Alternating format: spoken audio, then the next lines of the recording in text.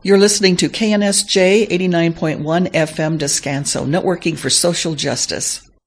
Thousands of people are killed or injured each year because someone was driving while they were drowsy. Now, Nissan has a new addition to some of their cars to help prevent this. April 6th is Drowsy Driver Awareness Day, and Nissan says their new driver attention alert system has come out just in time to help prevent more needless loss. The system analyzes a driver's habitats and warns them if they appear to be falling asleep. Local reporter and retired CHP officer Phil Konstantin says this could be helpful along with other less technical practices. In 1999, Konstantin's wife, Robyn, fell asleep and died while she was driving from Florida to San Diego. According to the AAA, 1 in 5 fatal crashes are the result of drowsy driving. Almost 40% of all drivers admit to having fallen asleep while behind the wheel. Konstantin says at the first sign of getting sleepy, you should get off the road. Taking a break every 2 hours while making a long trip can also help to keep you awake. A cool breeze and listening to talk radio rather than music can also help. For more information, visit drowsydriving.com.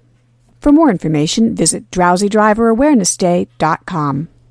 And now we're going to replay an interview that we did last year with Officer Phil Konstantin, and it's as timely today as it was when we recorded it 1 year ago on Drowsy Driver Awareness Day. This is Miriam Raftery with the East County Magazine Show on KNSJ 89.1 FM Descanso, recording at the San Diego Performance Academy. My guest today is Phil Konstantin. Phil is a TV news traffic reporter. He's with Channel 8 currently. He's done a number of other stations in town, both TV and radio. A lot of you may know him as Officer Phil from Channel 10, but he's also a former California Highway Patrol officer. And so today we're going to be talking about his efforts to champion raising awareness of the dangers of driving drowsy. Phil, welcome to the show. Thank you very much. Now, your cause is drawing awareness to drowsy driving. Can you tell our listeners what made you first realize what a problem this is? Well, part of my job with the Highway Patrol, I was a public affairs officer, so one of the things I used to do was give speeches and inform the public of all the things you should do, shouldn't do when you're driving out there. Some folks may remember me for being on Channel 10. I was Officer Phil that you saw for years and years. That's right. On Channel 10. Mm-hmm. I talked about a lot of these things, did a lot of research into all the driving issues that existed out there. But in April of 1999, my wife's mother decided to get a new car, so she was going to let Robyn, my wife, have her old car. So Robyn flew out to Florida and drove the car back. Well, one day she spent the night in Houston visiting some friends. She got up early in the morning and left Houston and headed back to San Diego. And she made it almost to El Paso, and it was started just around sunset. And according to a truck driver out there, she appeared to be nodding off, and she crashed her car, and unfortunately she died there at the scene. She was stuck in the car for a couple of hours. Tragic. And it is a very sad situation. I think of it as being extremely ironic in that one of my jobs was to warn people of the dangers of driving, including drowsy driving. But not only that, she had just passed a rest area about 2 miles before she crashed. So the situation is that drowsy driving, the phrase I love to use, is it's very insidious in that it sneaks up on you. Robyn was an excellent driver, and yet it still snuck up on her, and it's happened to me as well. Yeah, it's happened to you, so you've fallen asleep behind the wheel. A long time ago, back in 1972, I believe it was, my son was very sick as a baby, and he went into a hospital that was about 60 miles from where I lived. It was a university hospital. He was there for 18 days, so after I would get through with work, I would drive down to the hospital, spend time with him. And so it was a lot of time being awake for work, being awake for him. And one day driving back home, I'm driving down the freeway, which was the freeway from Galveston to Houston, very wide center median. And as I'm driving along, next thing I know, I wake up and I'm in the middle of the center divider. Fortunately, very wide open area. Stopped. Nobody hurt. Nothing happened. A real wake-up call, though, for absolutely. Not driving and wake-up drowsy. call is the important thing. Right. It wasn't me that was causing myself to wake up. It's when I felt the changing in the road texture that made me wake up. This can really happen to anyone. If it can happen to a CHP officer, it can happen to anyone. And I will say it's happened to me, too. When I had a brand new newborn baby at home, and I was about 2 or 3 months into that new mom thing of no sleep, total sleep deprivation, I fell asleep at the wheel, and thankfully I was stopped at a light at the time. I had my foot on the brake, and all of a sudden I heard a horn behind me and woke up and realized what had happened. No accident, so I was very lucky, but... And I can even ask you this. You didn't notice it happening, did you? I had absolutely no idea. And that's the problem with this. Everybody thinks, if I think I'm going to be sleepy, I'll do something about it. Well, it sneaks up on you, particularly if you're in those circumstances where you're already sleep deprived, or if you're driving during a period of time when you don't normally drive. For some folks, there's a thing called circadian rhythms. For some folks, 2 to 3 o'clock, 2 to 4 o'clock in the afternoon is when they tend to get a little bit sleepy. That can happen then. Or if you're awake much longer than you normally would be, and then you're driving there toward the end of what would be your day. Or driving, I've read, during the hours when you normally would be sleeping. Absolutely. And that's another thing. How common is it for people to drive drowsy? I know that the figures are absolutely staggering on this. Well, several studies have been done over the years. The vast majority of people have admitted to driving drowsy at least once in their life, to the point where they're nodding off, and maybe not, obviously not crashing, but nodding off at one time or another. And one survey, people reporting this themselves, responding to surveys, said that 37% of the time, or 37% of the people who answered their surveys during the last year had reported nodding off while driving. Wow, that's really scary. And you think about that, 1 out of every 3 people out there on the road. Now, that doesn't mean they're nodding off all the time. That's reporting at least once. Do you have stats on how many actual accidents are caused by drowsy driving? Well, all of this is very underreported, first off. I'll give you some numbers, but it's all very underreported. The reason why is this, is if you fall asleep and have a collision, it's your fault. Right. So a lot of people, assuming they survive, will not admit it. Right. They'll say, oh, well, a black cat ran across the road, or, a bird hit my window, a bee inside, whatever, some guy cut me off. They won't admit to it. But of the ones who admit to it, it's between 40 and 70,000 crashes a year. Wow. Nationally that are caused, as this being the primary factor involved.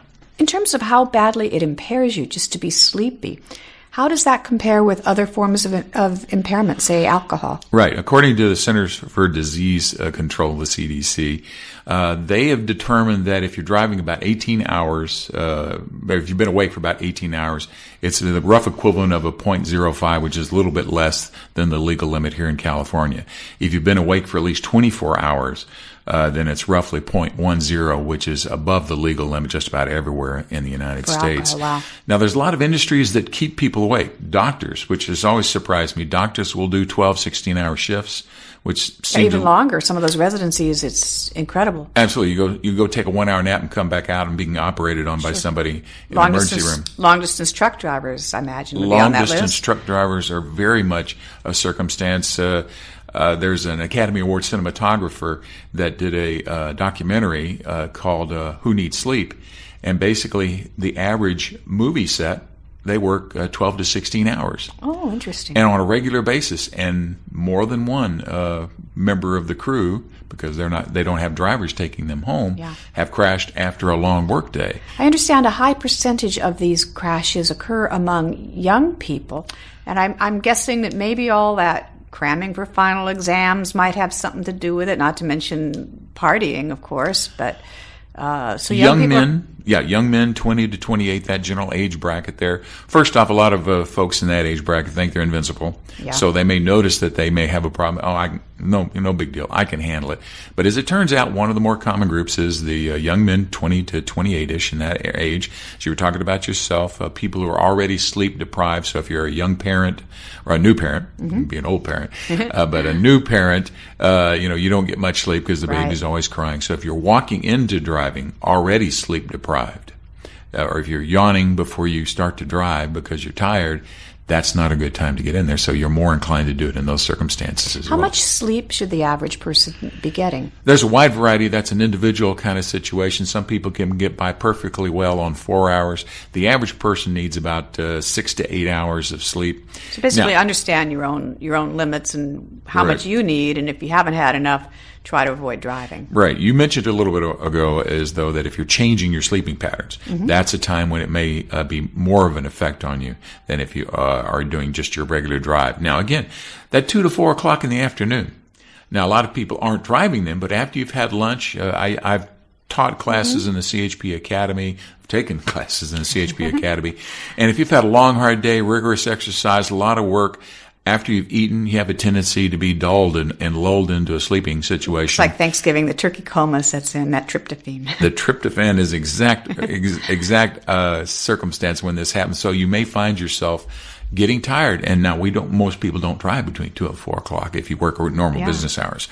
So you'll find yourself, maybe if you're driving out there, the rhythm of the wheels, the rhythm of the traffic, and sometimes the music you may be listening to has a tendency to just sort of work like a lullaby, and you may nod off suddenly. Yeah, I've heard that listening to talk radio as opposed to music, or at least if it's music, make it lively music, or even maybe a book on tape, anything that engages the mind can be helpful. Engaging the mind is the factor here. So if you're listening to easy listening music or love songs or Tony Bennett or any group that's an acoustic, unplugged, something like that, has a tendency to mellow you out. You think about this. Well, I want to listen to some music and mellow out or calm down. Not what you want to listen That's to at bedtime. That's not what you want to listen to when you're driving. Exactly.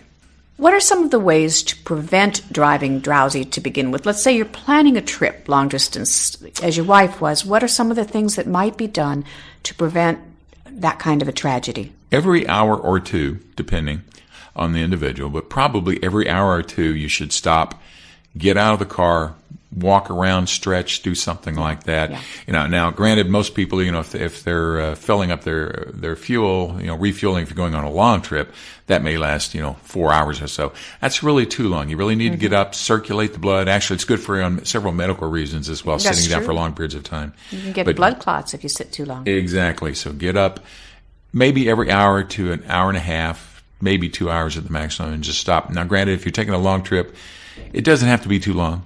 3, 4, 5 minutes is all you need to do.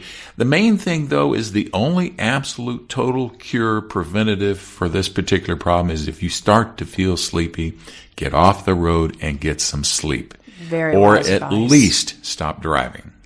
And what are the symptoms that you might experience that might be warning signs if, let's say, all the best planning, you still start feeling tired behind the wheel? What are some of the signs that maybe you've been driving too long? Well, first off, all of the symptoms people have heard about for drunk driving, weaving in and out of the lanes, driving with your headlights off. One of the things I remember a lot is not remembering where you were. Just all of a sudden, let's say you're driving from downtown San Diego to Orange County, and did I pass San Onofre? If you can't remember where you are, you've probably been falling asleep or nodding off, or at least your mind has been drifting so much, you've been driving on autopilot that you may be able to react if something happens in front of you, but that's one of those things. Yeah, there you go. Now, other things is obviously yawning. Noticing yourself starting to fall asleep or noticing that it is hard to keep your eyes open, or obviously if you feel sleepy, that's an obvious symptom. Yeah, hitting the rumble strip. Is it a good idea to keep the temperature not too comfortable, not too warm when you're driving? Crack a window, get some fresh air? Yes, absolutely. Fresh air definitely helps. Keeping it cooler than warmer. A lot of occasions, if I want to go take a nap, I'm not much of a nap taker, but if I do, I'll make it warmer because it helps me go to sleep. Yeah. So if you're trying to drive, a little bit colder, a little window crack, maybe the air conditioner going on, and again, the music that's upbeat, or again, talk radio. Yelling at the radio probably isn't a bad idea. I used to carry a thermos of coffee with me if I had to drive long distance. I know it's not a substitute for sleep, but if you're on that last leg, sometimes it's certainly better than just being drowsy. Most medical studies say that coffee works better before the problem starts. So once you start to feel sleepy, pulling over and getting yourself a couple of cups of coffee and then going on with your 6-hour drive that you have left still isn't probably a good idea. That may boost your awareness a little bit, but it's going to taper off very quickly. And so it is not really a cure. The only cure or the only solution is stopping driving. Yeah. Well, that's very, very good advice. And parents, if you're listening out there too, you've got those new young drivers that think they're invincible, be sure to talk to them and tell them about this. And Phil, when is Drowsy Driving Awareness Day coming up? Well, let me add one thing there to what you just said. Yeah. Children, whether you be teenagers or 6 years old, if you notice the person driving the vehicle starting to nod off, make a big deal out of it. Don't give up. Pester them. Yeah. Pester the driver to say, you look like you're sleepy. Do you want to drive while you're sleepy? It's probably not a good idea to drive while you're sleepy. Yeah. All right. Now, April 6th is the day that my wife crashed her car. Fortunately, in this particular incident, nobody else was involved. She didn't crash into anybody else. But it happened on April 6th, 1999. So this will be the 15th anniversary. Day I will definitely not forget. And so with the help of the California State Senate and then the legislature, April 6th was passed. A proclamation was made, and April 6th was declared to be Drowsy Driver Awareness Day in the state of California. Very important message to get out. Absolutely. And so for all of those folks that are out there listening to this thinking, well, probably can't happen to me, but think about it seriously. It probably already has happened to you. Now, you obviously haven't crashed your car. Most of you haven't crashed your car. Right. But it has happened to you. So this is just a gentle reminder, a friendly reminder, but I wouldn't mind if it was a rude reminder because any life that's saved is a life that's saved. Exactly. And even if it doesn't save your life, crashes are expensive. Nowadays, a fender bender is going to cost you several $1,000s to fix. Well, that's true. Your insurance goes up and everything else. And one thing to consider is this. Even if you think you're a macho guy or macho gal, well, what about the other person? Right. If you lose your life, it's sad. But if you cause somebody else to lose their life, this is going to be something that's going to haunt you for the rest of your life. So true. So where can people go online to get more information about this, Phil? I understand you have a website. I do have a website. Everybody has one. Well, I've had one for quite some time now. It's a long one, drowsydriverawarenessday.com, net.org. It's all of those, but Drowsy Driver Awareness Day, all of those is one word. And that will get you to my website where I tell Robyn's story, where I talk about the symptoms, things you can do to prevent it. You got some videos up there too? Videos, public service announcements I did while I was with the Highway Patrol, the Academy Award-winning cinematographer, Haskell Wexler. He did a short thing with me. Then we also have links to lots of other government websites. Each year, depending on how you count the numbers, each year between 800 and 1,500 people die.